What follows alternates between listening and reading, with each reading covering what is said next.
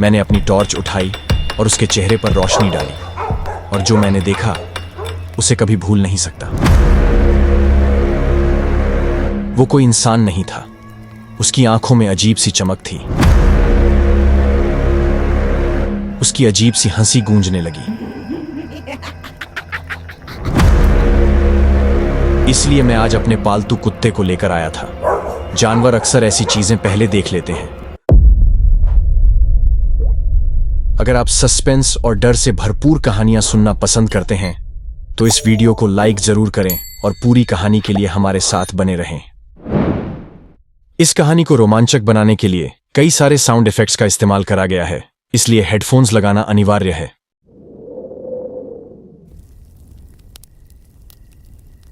अंधेरा, इसमें हमेशा एक राज छुपा होता है। जो तुम देख सकते हो वो शायद सच नहीं, और जो सच है उसे देखने की हिम्मत सब में नहीं होती। मैंने जलती हुई आग में एक लकड़ी फेंकते हुए कहा। मेरी आवाज धीमी थी, लेकिन हर शब्द के साथ मेरे दोस्तों की नजरें मुझ पर जम चुकी थीं। हवा तेज थी और हमारे चारों ओर फैला सन्नाटा। वो कुछ और ही कह रहा था। अरे यार, फिर शुरू हो गया तू। पिछली बार तेरी कहानी सुनने के बाद मैं 3 रातों तक अकेली सो नहीं पाई थी। अब तू कुछ और मत सुना, मैं हाथ जोड़ती हूँ बाबा। मेरी एक दोस्त ने थोड़ी घबराहट भरी आवाज में कहा। उसकी बात पर बाकी सब हल्का सा हंस पड़े, लेकिन उसकी आवाज से पता चल रहा था कि वो सच में डर चुकी है। मैंने मुस्कुराते हुए कहा, अरे ये डरावनी नहीं, सच्ची कहानी है। और जो मैं बताने वाला हूं वो तो मैंने खुद अनुभव किया नहीं, लेकिन जिसने देखा उसने अपनी आंखों से देखा। और ये बस एक कहानी नहीं है, ये सच है। चारों ओर फैले सन्नाटे के बीच मैंने थोड़ा झुककर आग की रोशनी में उनके चेहरों को देखा, और मैंने कहानी बताना शुरू कर दिया। तो सुनो, ये दादर बस स्टैंड से शुरू होती है। उस रात मैंने लाल परी पकड़ी थी, वो लाल एसटी जो कोकण की हर सड़क पर दौड़ती है। लेकिन उस रात मैंने थोड़ा रुककर आसमान की तरफ देखा। हवा का एक तेज झोंका आया और आग अचानक भड़ककर ऊपर तक उठ गई। फिर मैंने कहा, उस सफर ने उसे मेरी जिंदगी की सबसे खौफनाक रात बना दी।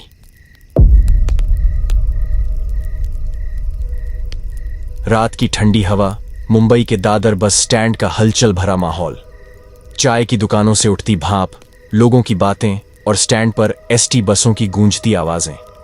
इस भीड़ और शोर के बीच मेरी नजर उस बस पर थी, लाल रंग की एसटी, जिसे महाराष्ट्र में लोग प्यार से लाल परी कहते हैं। बस की हेडलाइट की रोशनी कोहरे को चीर रही थी और उसकी हल्की सी गड़गड़ाहट सुनाई दे रही थी। लेकिन इस बार इस सफर के लिए मेरा दिल शांत नहीं था।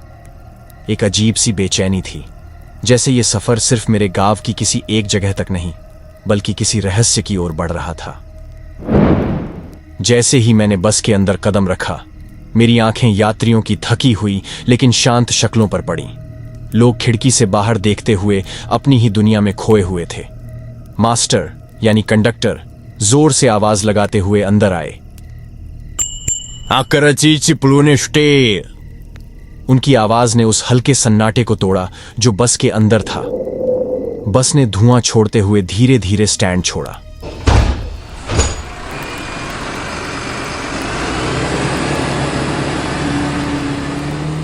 दादर के उजाले और हलचल से बाहर निकलते ही जैसे पूरा माहौल बदल गया। मुंबई की सड़कें पीछे छूट गईं और एक गहरा अंधेरा बस की खिड़कियों से अंदर झांकने लगा। बाहर का माहौल इतना शांत था कि बस के इंजन की आवाज अब और तेज लगने लगी। मेरी कोकण की यात्रा की शुरुआत हो चुकी थी। ठंडी हवा खिड़की से टकरा रही थी और कोहरा हर बीतते मिनट के साथ घना होता जा रहा था। दादर की हलचल से दूर ये रात जैसे अपने साथ एक अलग कहानी बुनने वाली थी। मुझे नहीं पता था कि यह सफर मेरी जिंदगी की सबसे खौफनाक रात बनने वाला था। बस अपनी रफ्तार पकड़ चुकी थी। खिड़की से बाहर देखने पर सड़क पर फैला कोहरा साफ दिखाई दे रहा था। जंगलों के बीच से गुजरती हुई ये सड़क हर मोड़ पर और भी रहस्यमयी लग रही थी। ठंडी हवा के झोंके जो पहले ताजगी भरे लग रहे थे अब अजीब सिहरन पैदा कर रहे थे। मैंने अपनी खिड़की से बाहर झांकते हुए आसपास के घने पेड़ों पर नजर डाली। उनकी टहनियां जैसे आसमान को छूने की कोशिश कर रही थीं। उनकी परछाई सड़क पर पड़ रही थी और हर बार मुझे ऐसा लगता था कि जैसे कोई उन पेड़ों से हमें छुपकर देख रहा हो। बस के अंदर सब शांत थे। कुछ यात्री सोने की कोशिश कर रहे थे तो कुछ खिड़की से बाहर अंधेरे को ताक रहे थे। मैं भी अपनी सीट पर चुपचाप बैठा था, लेकिन मेरे मन में उठती बेचैनी ने मुझे बार बार बाहर झांकने पर मजबूर कर दिया। करीब 1:30 बजे ठंड इतनी बढ़ गई थी कि खिड़कियों पर हल्का धुंध जमने लगा था। बस की रफ्तार भी धीमी हो चुकी थी, जैसे ड्राइवर को रास्ता साफ दिखाई न दे रहा हो। और तभी एक जोरदार धमाका हुआ। धड़ाम! बस के अंदर हर कोई हड़बड़ाकर जाग गया। ऐसा लगा जैसे किसी भारी चीज ने बस को टक्कर मारी हो। ड्राइवर ने झटके से ब्रेक लगाए। मुझे खिड़की से बाहर देखने पर छत से पत्तियां और टहनियां गिरती हुई दिखीं। मास्टर ने जोर से कहा, अरे आप सभी शांत रहो भाई, बस पेड़ की डाल गिरी है। मेरे बगल में बैठे सज्जन जो अब तक सो रहे थे इस धमाके से जाग गए। मैंने उनकी तरफ देखा। उनके चेहरे पर झुर्रियां थीं और उनकी आंखों में थकान झलक रही थी। क्या हुआ? उन्होंने पूछा। कोई डाल गिरी है छत पर, मैंने जवाब दिया। मैंने अपना नाम बताया। फिर उन्होंने कहा, मैं रघुनाथ कोंडविलकर, मैं दापोली गांव में उतरने वाला हूं। उनकी आवाज में ठहराव था, लेकिन उनकी आंखों में कुछ ऐसा था जो उन्हें दूसरों से अलग बना रहा था। जैसे ही बस फिर से चलने लगी, मैं खिड़की से बाहर देखने लगा। हरणे गांव के पास मैंने देखा कि एक खेत में एक मचान खड़ा है। मचान के ऊपर कोई आदमी था। उसकी टॉर्च की हल्की रोशनी बस से भी साफ दिख रही थी। मचान के नीचे एक कुत्ता बंधा हुआ था जो अंधेरे की ओर जोर जोर से भौंक रहा था।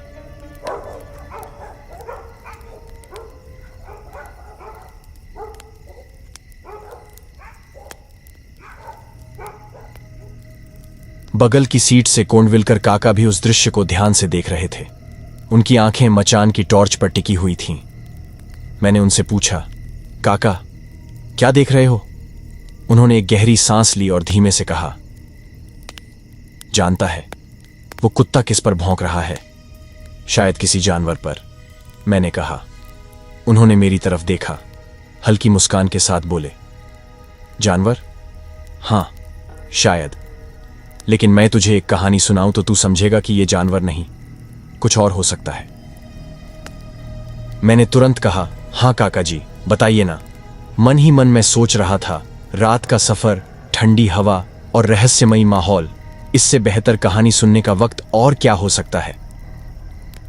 काका ने खिड़की से बाहर झांका। उनकी आवाज धीमी लेकिन गहरी हो गई। उन्होंने खिड़की के बाहर झांकते हुए कहा, दादाजी की वो बातें हमें मजाक लगती थीं, लेकिन उनके चेहरे की गंभीरता हमेशा एक सवाल छोड़ जाती थी। आज जब मैं पीछे मुड़कर देखता हूं तो लगता है वो बातें सिर्फ कहानियां नहीं थीं।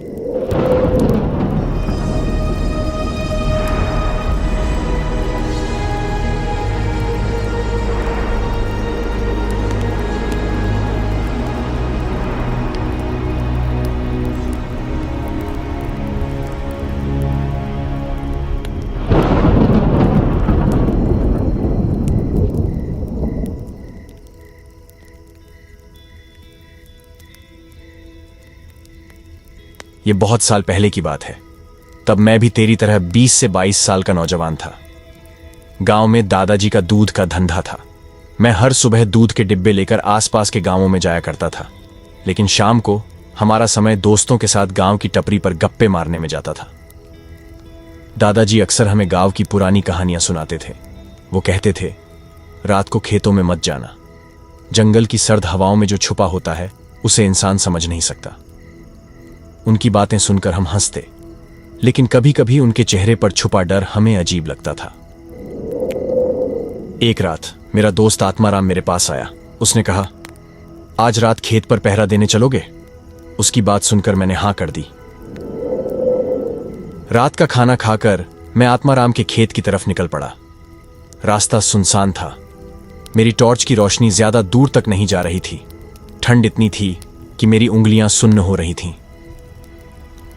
जब मैं खेत में मचान पर पहुंचा तो ऊपर कोई बैठा था। मैंने सोचा मेरा दोस्त आत्माराम होगा, लेकिन जब मैंने उससे बात करने की कोशिश की तो उसने कुछ जवाब नहीं दिया। मुझे उसकी हरकतें कुछ अजीब लगने लगी थीं।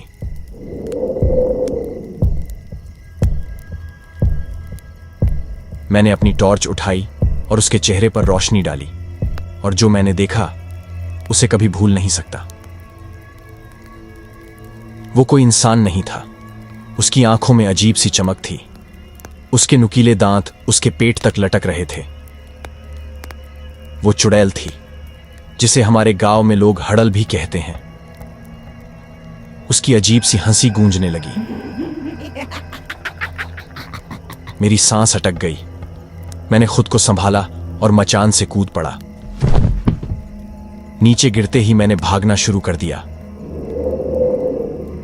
पीछे से उसकी आवाज आ रही थी, कहां भाग रहा है, तू बच नहीं पाएगा। लेकिन मैंने पीछे मुड़कर नहीं देखा। मेरे दादाजी की एक बात मेरे दिमाग में थी। दादाजी ने पहले ही कहा था कि रात को कभी पीछे मुड़कर नहीं देखना चाहिए। इसलिए मैंने पीछे नहीं देखा और भागता ही रहा।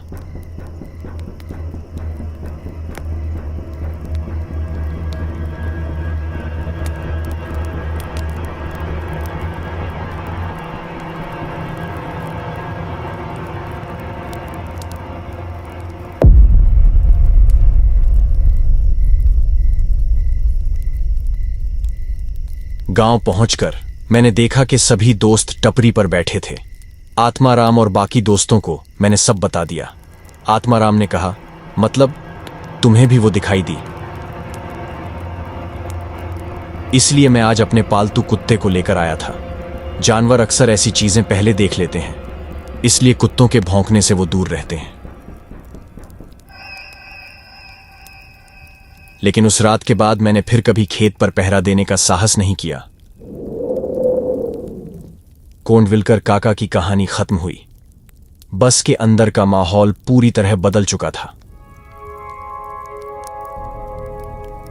बाहर कोहरा इतना घना हो चुका था कि बस की हेडलाइट भी बेकार लग रही थी।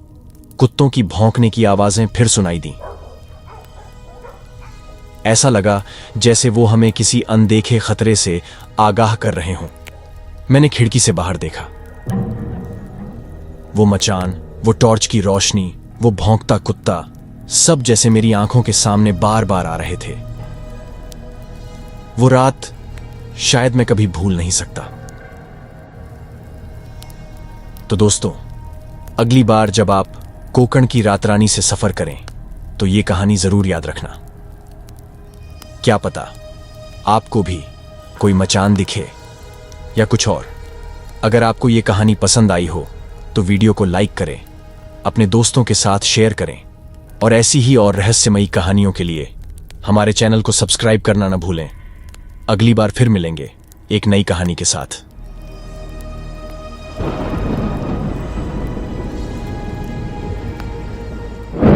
हमारी बस की हेडलाइट्स अपने आप बंद चालू होने लगीं। मैंने देखा कि ड्राइवर जल्दी जल्दी गियर बदल रहा था। फिर उसने अचानक बस की स्पीड बढ़ा दी, बिल्कुल वैसे ही जैसे आगे वाली बस भागी थी। फिर मेरे गांव पहुंचने के 2-3 दिन बाद अखबार में खबर छपी कि एक प्राइवेट बस करनाला की घाटी में पलट गई।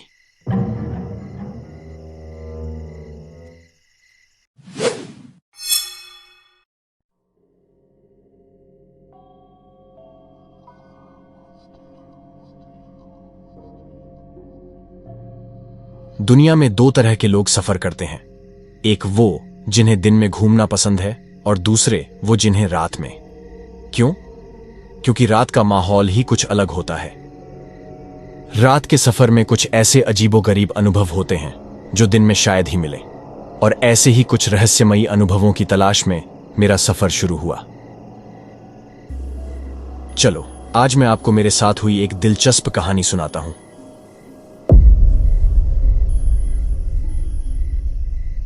मैं जब भी सफर पर निकलता हूं 2 चीजें जरूर साथ रखता हूं। एक वीडियो रिकॉर्डिंग के लिए कैमरा और दूसरा एक छोटी सी अच्छी रेंज वाली दूरबीन। ऐसे ही एक बार मैं रात को 12 बजे मुंबई के दादर बस स्टैंड से एसटी से मेरे गांव कोकण की तरफ निकल पड़ा। जैसे जैसे शहर पीछे छूटता गया, हवा में ठंडक बढ़ने लगी, आसमान में तारे और भी ज्यादा चमकने लगे। तभी पूरब की तरफ एक बहुत बड़ी चट्टानी दीवार दिखाई दी जिस पर बादल छाए हुए थे। रात होने की वजह से यह समझ नहीं आ रहा था कि यह कौन सा पहाड़ है। मैंने फोन पर गूगल मैप खोला, लेकिन इंटरनेट की रेंज नहीं थी। मेरे बगल में बैठे दादाजी ने मेरी हरकत देखकर पूछा, बेटा जरा मुझे भी अपनी दूरबीन दिखाओगे? मैंने कहा, हां, क्यों नहीं। और उन्होंने दूरबीन से एक नजर डाली। मैंने पूछा, दादाजी क्या आपको पता है यह कौन सा पहाड़ है? वो बोले, अरे वो जो आसमान को छूती हुई विशाल चट्टानी दीवार दिख रही है, वो है छत्रपति शिवाजी महाराज का प्रबलगढ़। इतने में मेरा इंटरनेट चालू हो गया और मैप पर देखा तो सच में प्रबलगढ़ 20 किलोमीटर पूर्व में दिखा रहा था। मुझे हैरानी हुई कि दादाजी को इतनी रात में भी प्रबलगढ़ का पता कैसे चल गया। मैंने पूछा, दादाजी आपको बिना फोन के इतनी जानकारी कैसे है? वो बस मुस्कुराए और बोले, अनुभव बेटा, अनुभव। अब एसटी करनाला अभयारण्य के रास्ते से गुजर रही थी। घने जंगल के बीच से कहीं कहीं करनाला का पहाड़ी इलाका दिख रहा था। मौसम अब और ठंडा हो गया था। बस में सब लोग सो गए थे, लेकिन मैं खिड़की से बाहर देख रहा था। एसटी धीरे धीरे आगे बढ़ रही थी और मेरा सफर जारी था। अचानक ड्राइवर ने ब्रेक मारी और सब लोग हड़बड़ाकर उठ गए। हर कोई कंडक्टर से पूछ रहा था कि क्या हुआ। मैंने खिड़की से देखा, सामने रोड के दाहिनी तरफ ढलान पर एक स्लीपर बस पलटी हुई दिखी। लोग इमरजेंसी दरवाजे से बाहर निकल रहे थे और गांव वाले टॉर्च की रोशनी में उनकी मदद कर रहे थे। किसी को ज्यादा चोट नहीं आई थी, बस थोड़ी खरोंच आई थी। सब कह रहे थे कि कम स्पीड में चल रही बस अचानक पलट गई। हम सब एसटी से ये सब देख रहे थे। तभी एक गांव वाले ने कंडक्टर को बताया कि मैंने अभी अभी इस बस के ट्रैवल एजेंट से फोन पर बात करी है। उसने बताया कि सभी यात्रियों का इंतजाम दूसरी बस में कर दिया जाएगा। फिर कुछ समय बाद हमारी एसटी फिर आगे बढ़ गई, लेकिन हर किसी के मन में यही सवाल था कि आखिर बस कैसे पलटी होगी। दादाजी चुप थे। मैंने उनसे पूछा, दादाजी आपका अनुभव क्या कहता है, ये बस कैसे पलटी होगी? सीधी सड़क है, मोड़ भी नहीं है, स्पीड भी कम थी, फिर भी बस कैसे पलट गई? दादाजी ने थोड़ा सोचा और फिर वो बताने लगे, बहुत साल पहले की बात है। हम सब एक शादी में शामिल होने के लिए गांव जा रहे थे। पूरी एसटी बस हमारे रिश्तेदारों से भरी थी, चाचा, मामा, भतीजे, सब कोई। ऐसा मौका कम ही आता है जब सब लोग साथ में गांव जाते हैं। गांव में शादी का प्रोग्राम पूरे हफ्ते का था। शादी का सीजन होने की वजह से दिन में सड़कें गाड़ियों से भरी रहती थीं। इसलिए हमने सोचा कि रात को सफर करना ज्यादा आसान रहेगा। फिर कुछ समय बाद अब हमारी बस एक सुनसान सड़क पर चल रही थी। सब लोग बातें कर रहे थे, मस्ती चल रही थी। जैसे जैसे रात ठंडी होती गई, एक एक करके सब लोग सोने लगे। आखिर में सिर्फ 2 लोग जाग रहे थे, मैं और बस का ड्राइवर। मैं ड्राइवर के केबिन में बैठा था। ऐसा एक अलिखित नियम है कि ड्राइवर के केबिन में बैठा यात्री पूरी रात सो नहीं सकता है। घुमावदार पहाड़ी रास्ते पर चलते हुए मैंने खिड़की से बाहर देखा। अंधेरे में भी गहरी खाई साफ दिखाई दे रही थी, लेकिन ड्राइवर बहुत माहिर था। उसने बड़ी कुशलता से बस को पहाड़ की चोटी तक पहुंचा दिया। फिर कुछ समय बाद बीच बीच में जुगनुओं से भरा कोई पेड़ दिखता था। उन दिनों ज्यादातर जगहों पर सड़क के किनारे पेड़ पौधे और बेलें बहुत ज्यादा बढ़ी हुई होती थीं, इसलिए यह समझना मुश्किल होता था कि मोड़ दाईं तरफ है या बाईं तरफ। इसलिए ड्राइवर भी बस थोड़ा धीरे ही चला रहा था। तभी हमने देखा कि हमारे कुछ आगे एक और एसटी बस चल रही थी। वो भी हमारी तरह धीमी गति से चल रही थी। तभी अचानक अगले मोड़ पर वो बस तेजी से भागी और आंखों से ओझल हो गई। मुझे बड़ा अजीब लगा। फिर जैसे ही हमारी बस उस मोड़ पर पहुंचने वाली थी, हमारी बस की हेडलाइट्स अपने आप बंद चालू होने लगीं। मैंने देखा कि ड्राइवर जल्दी जल्दी गियर बदल रहा था। फिर उसने अचानक बस की स्पीड बढ़ा दी, बिल्कुल वैसे ही जैसे आगे वाली बस भागी थी। इस अचानक के झटके से बस में सब लोग जाग गए, सब घबरा गए थे।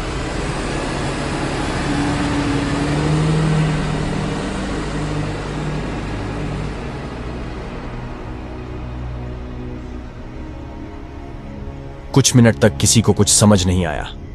फिर ड्राइवर ने धीरे धीरे स्पीड कम की। मैंने पूछा, अरे भाई, अचानक इतनी तेजी से क्यों भागे? ड्राइवर ने कहा, अरे भाई साहब, उस मोड़ पर एक अजीब सी परछाई खड़ी थी, शायद कोई चुड़ैल थी। आपने उसके मुंह से निकले नुकीले दांत नहीं देखे क्या? हमारी बस उसके वश में आ रही थी, इसलिए मैंने स्पीड बढ़ा दी। और मैंने तो सुना है कि वो परछाई कई लोगों को मंत्रमुग्ध कर गाड़ियों को उठाकर खाई में झोंक देती है।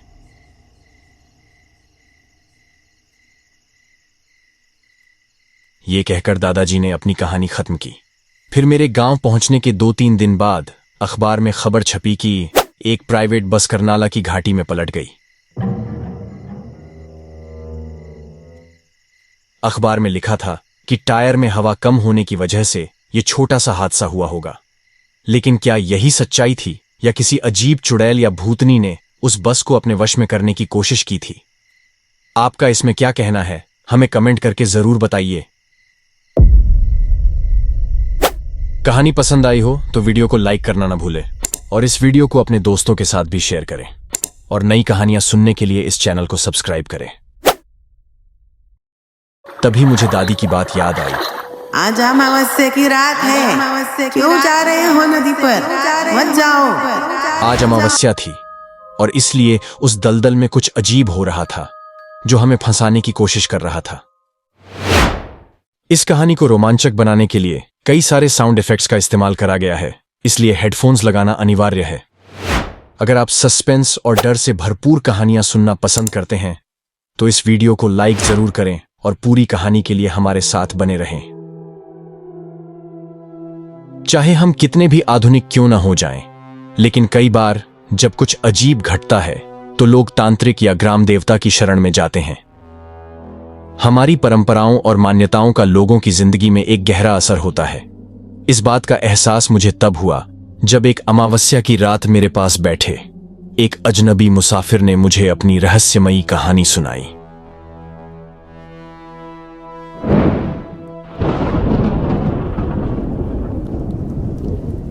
शाम का समय था और अभी अभी बारिश की बौछार आई थी।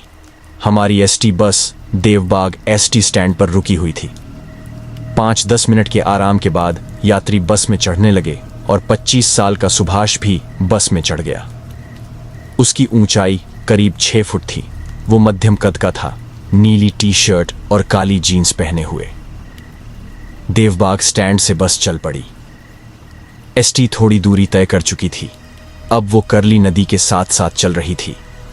एक मोड़ पर बस की गति अचानक धीमी हो गई क्योंकि गांव के 4-5 लड़के सड़क पार कर रहे थे। उनमें से एक लड़के के हाथ में बड़ा थैला था। सुभाष ने खिड़की से उन लड़कों को पूछा, अरे बच्चों, नदी पर केकड़े पकड़ने जा रहे हो क्या? दूर से उन लड़कों ने हां में सिर हिलाया। फिर सुभाष बोला, तुम सब नदी में ज्यादा अंदर मत जाना। लड़के कुछ कह पाते उससे पहले ही हमारी एसटी बस वहां से आगे बढ़ गई। अब बस धीरे धीरे आगे बढ़ने लगी और सफर शुरू हो गया। मैंने सुभाष से पूछा, क्यों भाई, तुमने उन्हें केकड़े पकड़ने से मना क्यों किया? सुभाष ने कहा, सुनना चाहोगे? मैंने कहा, हां, क्यों नहीं, जरूर। और फिर सुभाष बताने लगा।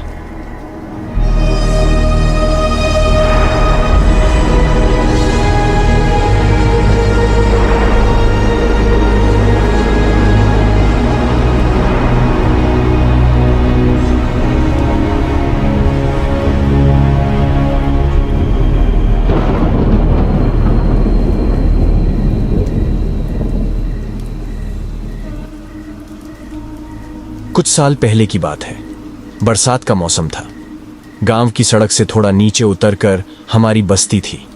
बारिश की वजह से हमारे घर के आसपास घनी झाड़ियां उग आई थीं और घर तक आने वाली लाल मिट्टी की सड़क अब कीचड़ भरी और फिसलन वाली हो गई थी।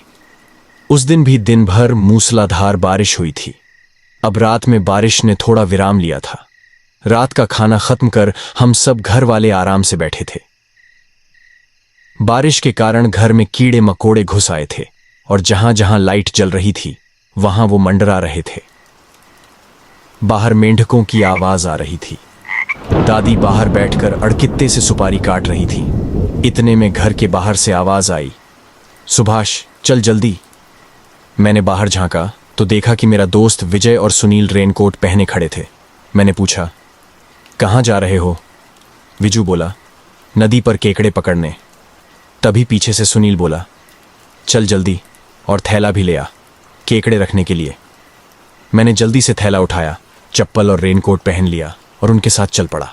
तभी दादी पीछे से चिल्लाई, अरे बच्चों, आज अमावस्या की रात है, क्यों जा रहे हो नदी पर? मत जाओ। लेकिन हमने उनकी बात नहीं मानी और हम चल दिए। रास्ते में हल्की बारिश फिर से शुरू हो गई थी। अब हम गांव से बाहर की सड़क पर थे। सड़क सुनसान थी और कोई भी नजर नहीं आ रहा था। थोड़ी दूर चलने के बाद बस्तियां कम हो गईं और पेड़ों का घना हिस्सा शुरू हो गया। यहीं से नदी का शॉर्टकट था। हम नदी किनारे पहुंच गए।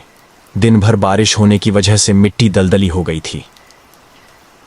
अब हम नदी के पास पहुंचे, जहां पानी घुटनों तक था। इस जगह पत्थर और जलचर पौधे साफ दिखाई दे रहे थे। झाड़ियां भी बहुत बढ़ गई थीं, इसलिए उन्हें हटाते हुए हमें आगे बढ़ना पड़ रहा था।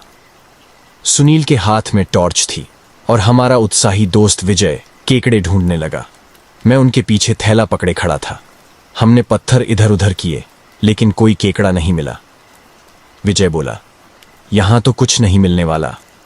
तभी अचानक पानी में कुछ गिरने की आवाज आई। सुनील ने उस ओर लाइट डाली, लेकिन वहां कुछ नहीं दिखा। तभी बगल की झाड़ियों में खड़खड़ाहट हुई। हमें लगा शायद कोई जानवर होगा। सुनील ने पत्थर झाड़ियों में फेंका तो आवाज बंद हो गई और सिर्फ नदी के बहने की आवाज आने लगी।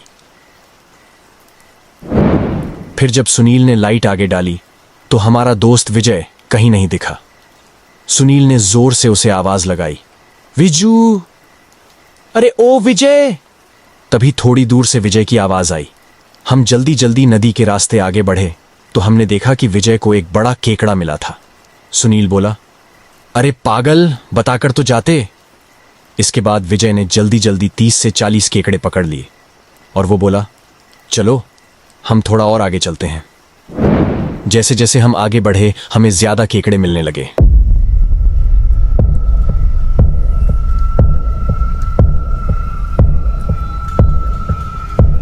मगर उस वक्त कुछ अजीब महसूस हो रहा था, क्योंकि बारिश फिर से जोर पकड़ रही थी। हम और आगे गए। अब हमारे पैर दलदल में ढंसने लगे थे और पानी कमर तक आ गया था। मैंने कहा, अब क्या करें? सुनील बोला, विजय को बुलाओ, वो देखो कितना आगे निकल गया है। विजय रुकने का नाम ही नहीं ले रहा था। हमने किसी तरह उसे रोका, क्योंकि पानी का स्तर लगातार बढ़ रहा था। तभी सुनील बोला, रुको, मैं ग्राम देवता से प्रार्थना करता हूं।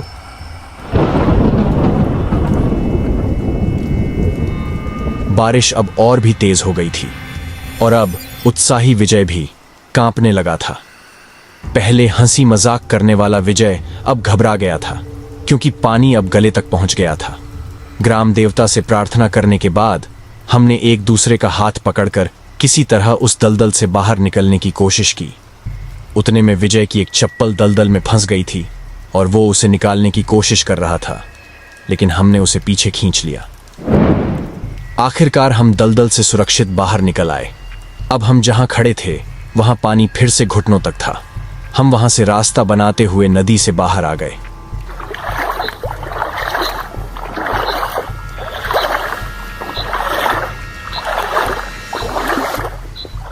जब मैंने अपना थैला उठाया तो वो काफी भारी लग रहा था। विजय बोला, देख तो जरा कितने केकड़े हैं। सुनील भी बोला, काफी होंगे, गिनो तो सही। मैंने थैला खोला, लेकिन देखा तो क्या, उसमें एक भी केकड़ा नहीं था। थैले में सिर्फ पत्थर और मिट्टी थी। तभी मुझे दादी की बात याद आई। आज अमावस्या की रात है, अमावस्या क्यों जा रहे हो नदी पर? आज अमावस्या थी और इसलिए उस दलदल में कुछ अजीब हो रहा था जो हमें फंसाने की कोशिश कर रहा था। शायद इसीलिए विजय को इतने सारे केकड़े जल्दी जल्दी मिल रहे थे। लेकिन ग्राम देवता की कृपा से हम समय रहते वहां से निकल आए। उसके बाद हमने कभी भी अमावस्या की रात ऐसा साहस नहीं किया। इतना कहकर सुभाष ने अपनी कहानी खत्म की। तभी बस का अगला स्टॉप आ गया और 3 बच्चे बस में चढ़े। वो भी रात को नदी पर जाकर केकड़े पकड़ने की बातें कर रहे थे, जबकि आज भी अमावस्या की रात थी।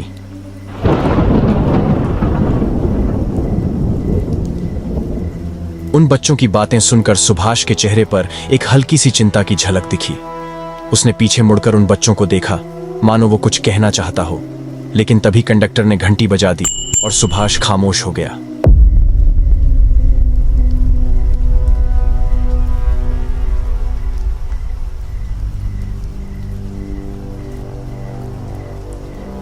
क्या उन बच्चों का सफर भी वैसा ही होगा जैसा सुभाष और उसके दोस्तों का था? क्या आज की अमावस्या की रात अपने साथ कोई नया रहस्य लेकर आई है? क्या आपको लगता है कि उन बच्चों के साथ कुछ बुरा हो सकता है? अगर आप होते तो क्या सुभाष की कहानी सुनकर आप अमावस्या की रात नदी पर जाने का साहस करते? अपने विचार हमें कमेंट में जरूर बताएं और ऐसे ही और रहस्यमयी कहानियों के लिए डार्क कोकन यूट्यूब चैनल को जरूर सब्सक्राइब करें। हम जल्द ही एक नई दिलचस्प कहानी के साथ वापस आएंगे जो आपको सोचने पर मजबूर कर देगी। तब तक अपने मन में सवालों को जिंदा रखें और हमारे साथ जुड़े रहें। कौन जानता है, अगली खौफनाक कहानी आपके आसपास की भी हो सकती है।